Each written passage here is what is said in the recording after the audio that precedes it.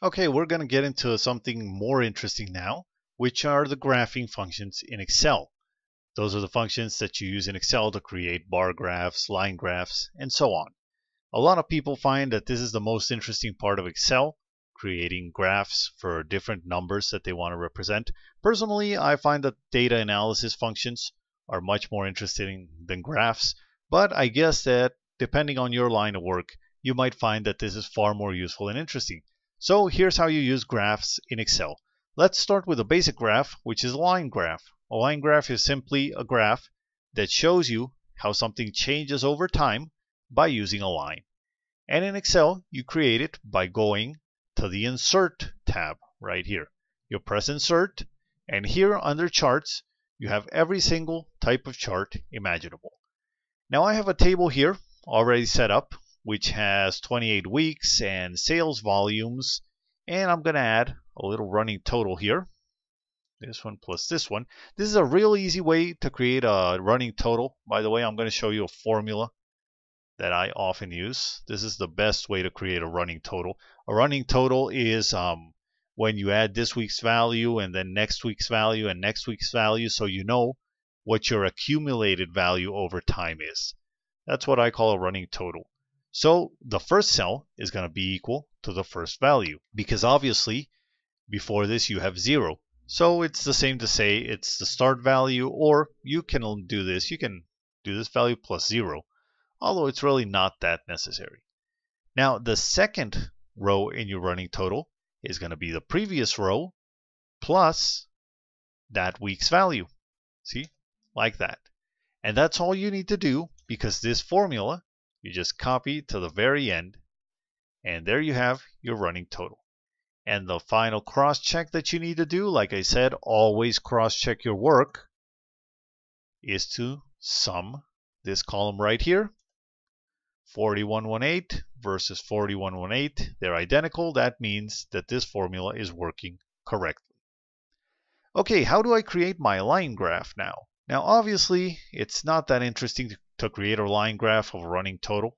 You might want to, but it's not that interesting. It's much more interesting to see values for this volume. So what I'm going to do is I'm going to step somewhere here. Very much like filtering and like sorting, it's really useful if you have these column titles on top. Always add a title row when you're doing graphs. It makes your life that much easier. So you step on one of these cells inside the data table, and you go here. Let's look for the line graph, which is this one right here. And we can select different types of graphs. You see 2D lines, we can have 2D areas, 3D lines. Personally, I don't recommend that you use 3D lines. You know, they're really hard to visualize. It's much easier to use a regular 2D line. Like I said before, keep it as simple as possible. If you can use a line to represent what you need to represent, use a line. Don't use area, don't use 3D area. Just because it looks nicer doesn't mean that you have to use 3D area. In fact, most of the time you use a 3D area saying, wow, people are going to really like this, and it turns out that they hate it because they can't read it. So use your 2D line graph like that, and Excel automatically created this chart for us right here. See, that's our line chart. Now notice that something happened here. I have weeks on the bottom row. That's what it's supposed to do. Then I have one line for my weekly volume, which is this blue one, as you can see down here. And I have another line for the running total up here.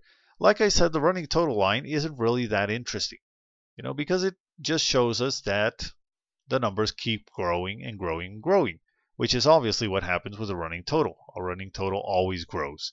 The only unusual thing would be if this thing started going down, which means that there's a negative value that week. But this really doesn't add much to our graph, and it actually makes it harder to read, because the critical data, which is the weekly sales volume down here, turns out that we can't read it because the scale of this line is so huge that it turns this one almost flat. So what if you wanted to delete this line? Well, you just click on it right here. Make sure that the line is selected, you know that the line is selected because all these little squares pop up, and then you press delete. And with that, you just deleted your running totals. And here we have a line representing our weekly volume.